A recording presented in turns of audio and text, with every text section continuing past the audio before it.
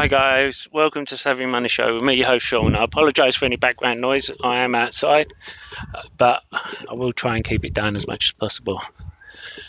I thought it was important with the spiralling debt levels that I do a few things about my take on debt. The best and worst things that ever happened to me was my parents got in a huge credit card debt when I was a kid.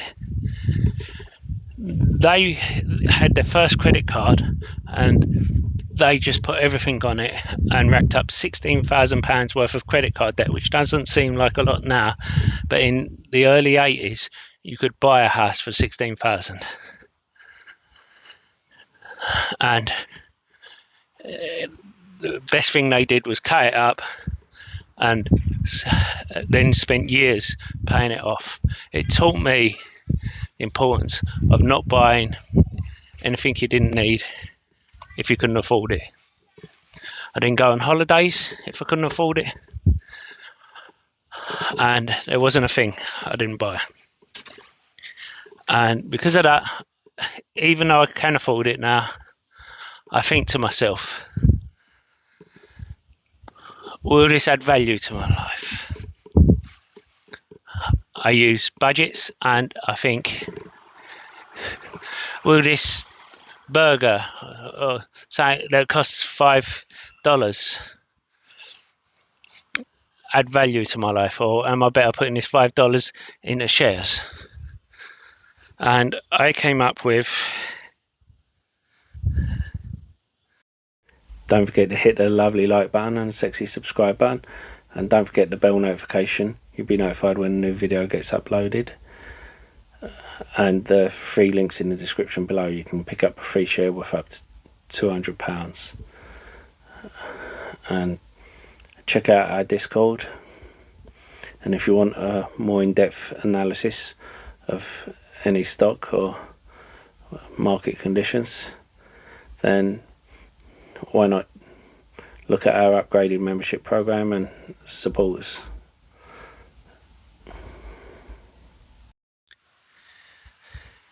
A system, and it's a system that worked for me because when I actually went and applied for a credit card where they would give you free gifts for applying, they turned me down because my credit rating was too good, because they wouldn't make money off of me, and that reinforced my ideas. Now, basically, you have to be self-aware. You have to realise whether or not you can afford things. You have to think whether it will add value to your life. You have to think about the motive, of buying things. You always have people trying to push them onto you. You have advertising on TV and everywhere, like the new iPhone, the new iWatch, iPad. And as I said, affordability. Can I afford this? A mortgage should only be 25% of your wage. You can stretch that if your rent is a bit more, but it shouldn't. It's going to be a long-term cost, so it shouldn't be much more. And also, this is one I like. Is this the right retailer and option? If I go into the shops, to try things on or to check things out, see if it's the right model for me. But then I look online. Even if I'm buying from that retailer, I will look to see if it's cheaper online, or if I can use a cashback site. For instance, one of the cashback sites I used, I earned £2,000 in cashback just by going through a cashback site on items I would have bought anyway. And these were things I needed. and those £2,000 went to the expense of the items. See if there's a promo code. Do not buy because of a promo code. Let it be a way to bring down the cost. And you've got timing. If it is not an emergency item, something you need right now, then you should be asking yourself, can I wait 6 months? Or even a year? If there's something that I want that is not a necessity, I put it in my basket and leave it there and think, I'll wait and see if I get sent a discount code, or wait until Black Friday, see if it comes down in price. If it doesn't, it doesn't. And usually what happens is I get a load of codes sent to me, or a load of discounts sent to me if I leave them in discount basket. With a cashback site, they will offer me £2 off a £10 spend. That's on top of the cashback. So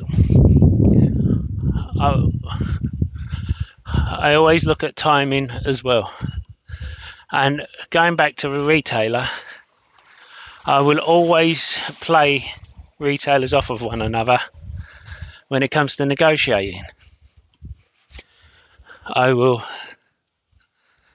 when negotiating my mobile contract, I will say to them, well, I'll get the same deal at this company for cheaper, and they'll throw in this and this, and go on a merry-go-round. I'll even say to them, well, I'll get cash back from this one on top of them. If they say, well, we don't deal with cashback, I'm going, I know, but it brings down my monthly line rental to this much. So that's what I'm looking at the end of the day. If you can't do that, they can. Just because you've split your departments up. So look into these things. Remember, for every £1 you're spending on products that you don't need, that you can't afford, or for every £1 you get into debt, that is £1 you can't invest in your future, either via pension or via the stock market, or if you're into crypto, or even in yourself by going college or going on the course. Let me know your thoughts down below. Am I just an idiot on the internet, or do you agree?